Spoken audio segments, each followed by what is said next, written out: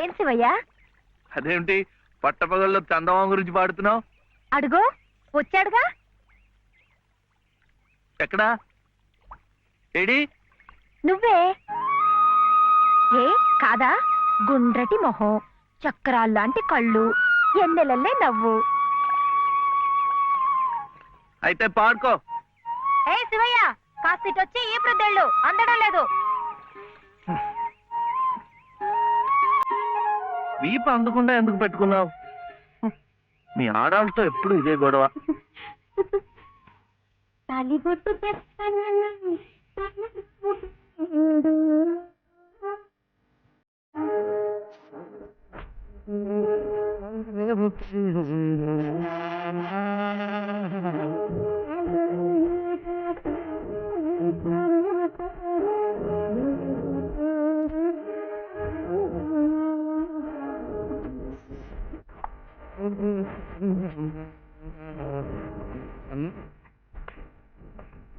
ఏమైంది? అవును, వెంకటస్వామి తాళ్ళిబొట్టు తీసుకురాగానే నీకు పెళ్లి అయిపోతుంది అన్నమాట. ఎట్టా అవుద్దయ్యా, నాకంటే పెద్దాడివి, నీకే కాంది. నన్ను చేసుకోనందిగా, ఇంకెట్ట అవుతుంది? ఎవరంది? మా మావయ్య కూతురు చిట్టి. బంగారు కొండవి, నిన్న అంది. ఎందుకంది? మా నాయనమేమో శివయ్యని నీ మొగుడు చిట్టి అంది. చిట్టేమో నేను నీ పెళ్ళానా బావా అని నన్ను అడిగింది.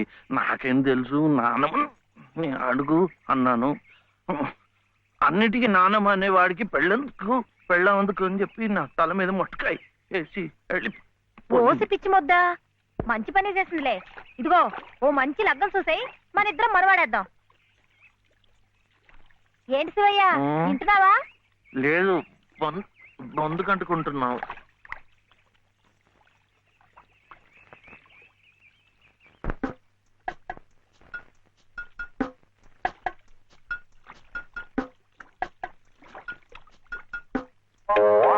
ఏం శివయ్య, పెళ్ళనగానే చేతికేదో కరెంట్ వచ్చినట్టుగా ఉంది. కరెంటే కర్మ, మను అయితే మన ప్రేమ పట్టపగ్గాలు ఉండవు. ఊరి సచ్చినోడా నువ్వా? ఎల్లెలా ఏటే సుబ్బులు, చెయ్యి మారగానే సాకు తగిలిందటే చుట్టుకున్నట్టుకున్నావు. పట్టేవాళ్ళ బుద్ధేంటో ఆ చెయ్యి వాటంలోనే తెలిసిపోద్ది. అమ్మో!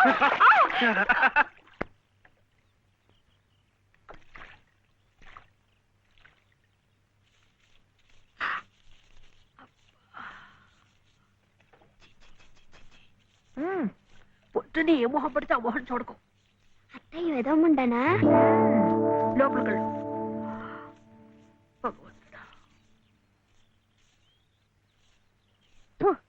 పొద్దున్నే నీకెందుకులే మా పళ్ళు, అవి అక్కడ పడేసి లోపలికి వెళ్ళు. పర్వాలేదులే వదినా, ఇందులో తప్పే ఉంది.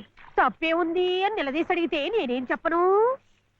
నిన్న పొద్దున్నే నీ మొహం చూశాక ఆ పక్కింటి ఆయన కాలు జారి పడ్డాయట. వాళ్ళ ఆవిడ ఒకటే తిట్టిపోసింది. పొద్దున్నే లేచి ఎవరైనా కాస్త మంచి మొహం చూడాలనుకుంటారు పాపం. ఏమే నీళ్ళు, నువ్వు వెళ్ళి కాస్త కాఫీ పని చూడమ్మా. వెళ్ళు.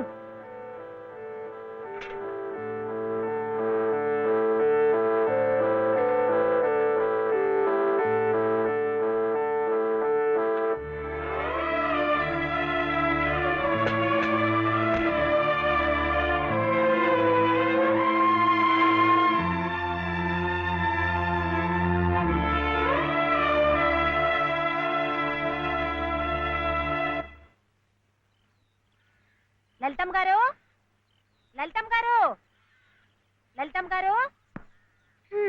అదేమిటి రోజు ఎంచగ్గాను దుర్గమ్మ గారు దుర్గమ్మ గారు అని నా పేరు పెట్టి పిలిచేదానివి, ఈ రోజు ఏమిటి లలితమ్మో లలితమ్మో అంటా గావుకేకలు దుర్గమ్మ లలితమ్మ అయిపోయింది ఏమిటి? అదెట్టా అవుతుందమ్మా, దుర్గమ్మ దుర్గమ్మే, లలితమ్మ లలితమ్మే. నా జాకెట్, నా లాగు, నా చొక్కా ఎక్కడా? ఇదిగో బాబు, తమ చీరలు 2 రాసుకోండి. ఒరే చెంప అక్కడ పెట్టరా.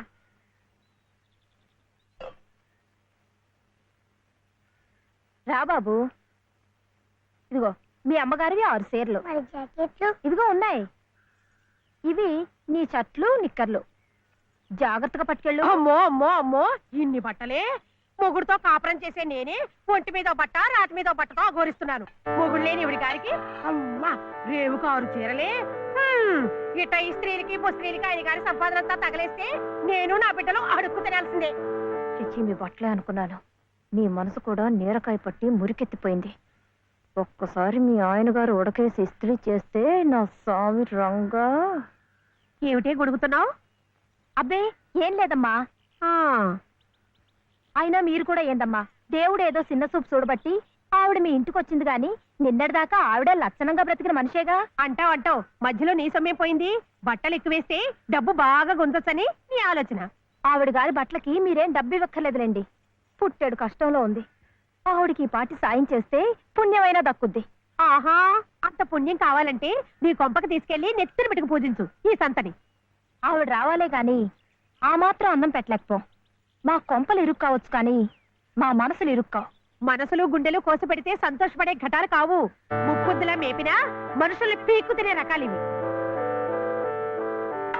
అమ్మా అమ్మ అన్నం పెట్టవా? వచ్చి భుంచద్దు గాని పద, బడికి టైం అవుతుంది. ఏమ్మా, పిల్లాడికి అన్నం పెట్టకుండానే స్కూల్కి పంపుతున్నావు?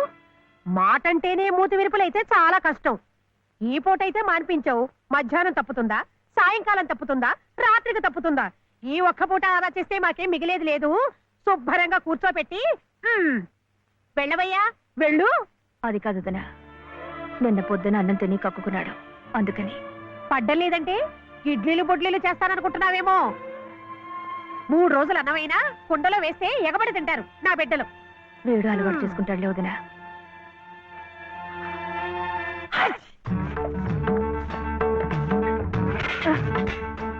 ఇక్కడ గొడిగే. నీకు వర్షం వస్తుందేమోనని. సర్లే ఎక్కడైనా పెట్టు. రామ రామ. ఇక్కడ కాదు అక్కడ.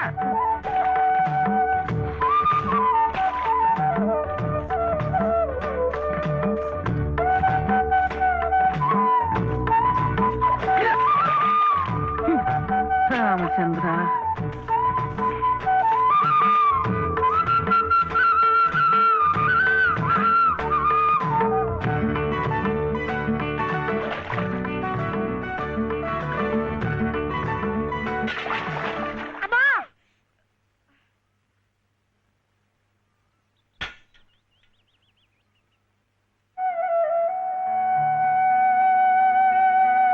అయ్యో ఏమిట్రా ఈ తలతిక్క పనులు? చూడలేదు. సర్లే, బిడ్డ పూర్తిగా తడిసిపోయాడు. ఏమనుకోకమ్మా. పర్వాలేదు, చాలే. అయితే రేపటి నుంచి నీళ్లు కూడా పోయాను. ఒరే, ఇదంతా నా కోసం అట్రా, నీ కోసం కాదు. ఏది చేసినా భక్తితో చెయ్యాలయ్యా. అయితే ప్రసాదానికి వెళ్ళినా వెళ్ళు. ఓం రాజాతిరాజాయ ప్రసహ్య సాహినే నమో వయం వై శ్రవణాయ కుర్మహే సమే కామాం కామకామాయ మహ్యం కామేశ్వరో వై శ్రవణో దదాతు. ఇంకా నైవేద్యం కాలేదురా. శ్రవణో దదాతు.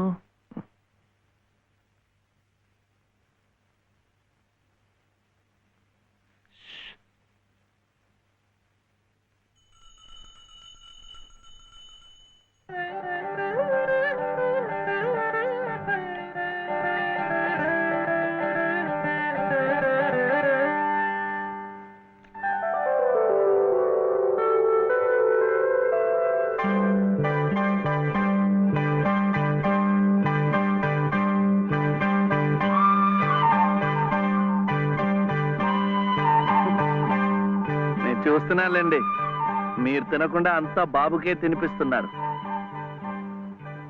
తీసుకోండి. నాకు లేదనా?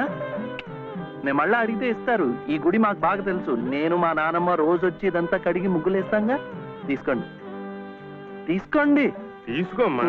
అసలు దేవుడు గర్భగుడిలో ఉంటే వీడు ఊరేగింపుకు వెళ్లే ఉత్సవ విగ్రహం లాంటి వాడు. పుణ్యమే. రాజమ్మ, ఆ అమ్మాయి ఎవరో తెలుసుగా? మన చలపతి చెల్లెలు లలిత. అలాగా, నేను గుర్తుపట్టలేదు.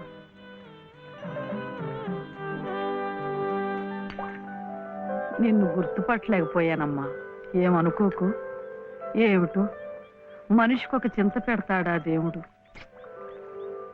గంగిగోవు లాంటి మీ అన్నయ్యకి ఆ మహాతల్లి మీ వదిన ఎలా దొరికిందో. వస్తానండి. పదమ్మా. చూడమ్మా, ఇంత చిన్నతనంలోనే నీకొచ్చిన కష్టం సామాన్యమైంది ఏం కాదు. ఇలాంటప్పుడే మనసు చిక్కబట్టుకోవాలి. నేను ఎన్ని ఎదురు దెబ్బలు తిన్నానంటావు? కళ్ళ ముందే కాపురం చేస్తున్న కూతురు పోయింది, కొడుకు కోడలు పోయారు. చిన్నతనంలో జరిగిన ప్రమాదంలో మెదడికి దెబ్బ తగిలి నా మనవడు ఇలా అయిపోయాడు. ఇవన్నీ తట్టుకుంటూ మందులు మాకులు తింటూ ఇంకా బ్రతికుండాలనుకుంటున్నానంటే ఎందుకంటావు? నా మీద ఆధారపడ్డ వాడి కోసం, నా మనవడి కోసం. భగవంతుడా, వాడి బుద్ధి పెంచకపోతే పోయే, ఏ కల్మషం ఎరగని ఆ పసితనాన్ని అలాగే ఉంచు. చెప్పింది చేసే పట్టుదల, దీక్ష అవైనా ఇచ్చావు, అంతే చాలు అని రోజుకొక్కసారి ఆ దేవుడికి గుర్తు చేయటానికి ఈ కట్టిని ఇలా ఉంచాను. అమ్మా ఊరికెళ్ళొద్దు. చాదస్తం అనుకోకపోతే ఒక్క మాట చెప్తాను తల్లి. నువ్వు కూడా ఒక మంచి రోజు చూసుకుని ఈ గుడి ప్రాంగణం తుడిచో, మెట్లు కడిగో, ఇంత సేవ చేసుకో. అంత మాత్రాన బాధలు తీరిపోతాయని కాదమ్మా. ఆ భగవంతుడి అనుగ్రహం ఉంటే ఈ కష్టాల సముద్రంలో పడి కొట్టుకుపోకుండా కనీసం మోకాటి లోతునైనా సాగిపోగలమని. ఆ లలితమ్మ ప్రసాదాలు పెట్టి పిల్లాడిని స్కూలుకు పంపుతోందంటే ఆ వదిలి గారు ఎంత అమానుషంగా ప్రవర్తిస్తుందో ఆలోచించు. అగో, నీ ఇష్టం వచ్చినప్పుడు అలా రావడానికి పోవడానికి ఇది ఏమన్నా ఇదనుకున్నావా? టీ గుంజీలు ఏదో పొరపాటు అయిపోయింది. రేపటి నుంచి వాడి టైంకి వచ్చేస్తా. రేపటి సంగతి రేపు చూద్దామమ్మా. ఈ క్లాస్ అయ్యేదాకా గుంజీలు తీవేద్దావా అని, అప్పుడు కానీ రాంగ్ కుదరదు. ఒరే ఒరే, ఏమిట్రా ఇది? మీరు క్లాస్ అయ్యేదాకా తీగుంజలు తీయండి. వాడికి నాకు సామ్యం ఏమిట్రా? వాడు తప్పు చేశాడు, తీయొద్దు. మీరు తప్పు చేశారు. నేనేం చేశాను? వాడు ఎందుకు ఆలస్యంగా వచ్చాడో తెలుసుకోకుండా తీగుంజలు తీయమనడం తప్పు కదా. రే, ఎందుకు ఆలస్యమైంది? నువ్వు తీయొద్దు. ఏమ్మా, ఎందుకు ఆలస్యమైంది? వాళ్ళ వదిన బాగా చూసుకోపోతే గుడికి నిజమే కదా, గుడికి తీసుకెళ్లి ప్రసాదం పెట్టి తీసుకొస్తోంది పాపం. అన్ని మెట్లు ఎక్కి దిగాలంటే ఆలస్యం అవుదా? అవుతుంది. ఆ సంగతి చెప్పొచ్చు కదమ్మా. అంతే, ఆపు ఆపు. మాస్టారు, రేపటి నుంచి గుడిలో ప్రసాదం అయిన తర్వాత వీడు వస్తుండగా చూసి బెల్లు కొట్టండి. అట్టాగే లేరా, వెళ్ళు వెళ్ళు. నీ పేరేమిట్రా? బాలసుబ్రహ్మణ్యం. బాలసుబ్రహ్మణ్యం.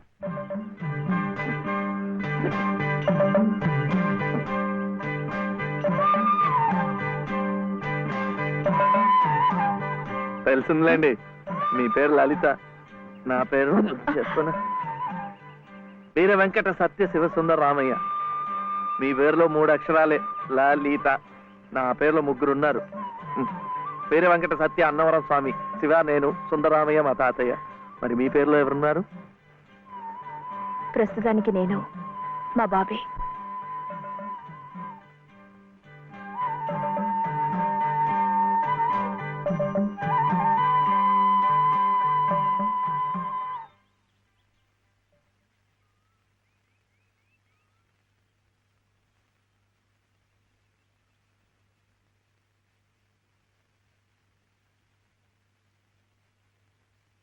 ఇలా సహాయం చేస్తే పుణ్యం, కానీ మొగాళ్ళు మాత్రమే చేయాలి.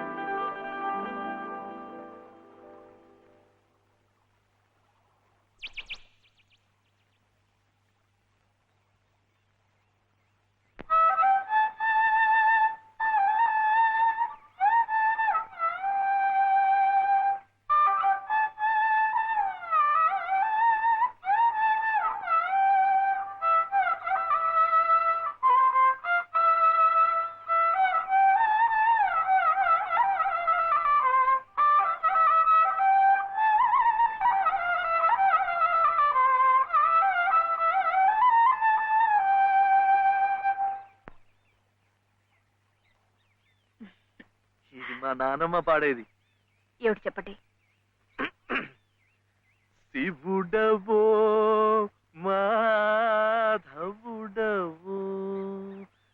ఎవరని నిర్ణయించేదిరా మిమ్మల్ని ఎవరని నిర్ణయించేదిరా.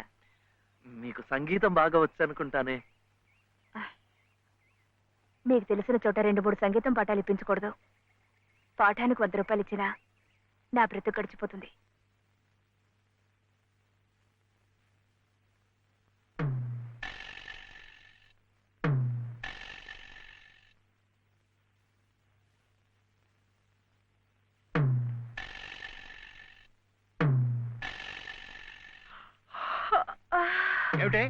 ఏమిటి అప్పుడే ఆవలింతలు?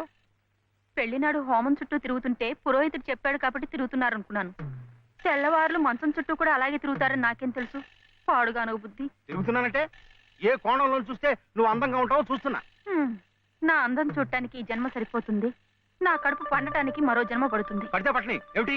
అన్ని జన్మలకి నేనే నీ మొగుణ్ణి. మావయ్య, ఇటు దిగు దిగు. అలా చూడకూడదు రాత్రిపూట. ఏమిటయ్యా రా. మధ్యలో వాడిందికే నువ్వు కూర్చో. నువ్వు వెళ్ళరా, వెళ్ళు. ఇవ్వు.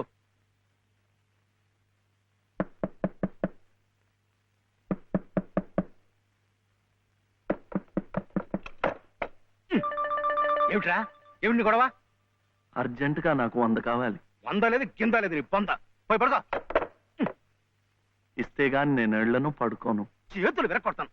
అర్ధరాత్రి లేదు అపరాత్రి లేదు. పో.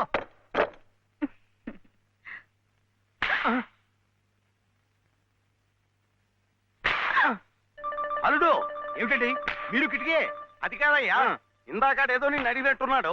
నువ్వేమో కాదన్నట్టుకున్నావు. అందుకన్నాడు కొరడా ఇచ్చుకొని రక్తాలు వచ్చేలా కొట్టుకు చేస్తున్నాడు. సావనివ్వండి, నేను లొంగను. అయితే నేను ఈ ఘోరం చూడలేను. నేను ఇప్పుడే గోదాట్లో దూకు చేస్తా. ఉండు నాన్న, నీతో పాటు నేను కూడా దూకి చచ్చిపోతాను. ఆగు. పగలు లేదు రాత్రి లేదు, ఒకటి ఈతర పోటీలు ఇద్దరికి.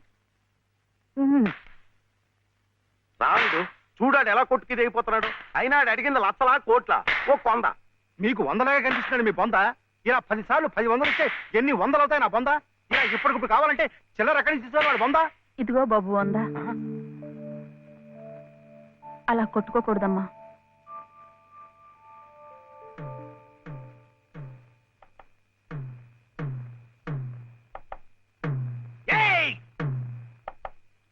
ఉత్తు తరుపులే, ఆడేం చెయ్యడు పాపం.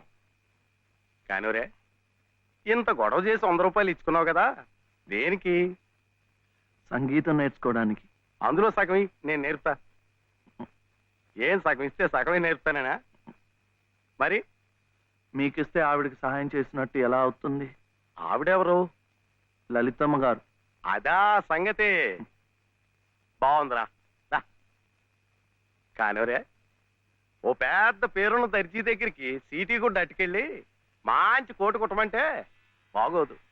అట్లాగే బాగా శాస్త్రం తెలిసిన మనిషి దగ్గరికి వెళ్ళి నీ లొల్లాయి పదాలు పాడే కంఠంతో సంగీతం నేర్పమంటే చచ్చా, దానికి రాగం తానం స్థాయి ఎన్నుండాలా?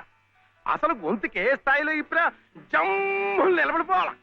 అప్పుడు ఆవిడ ఏమైనా నేర్పినా నువ్వేమైనా నేర్చుకున్నాను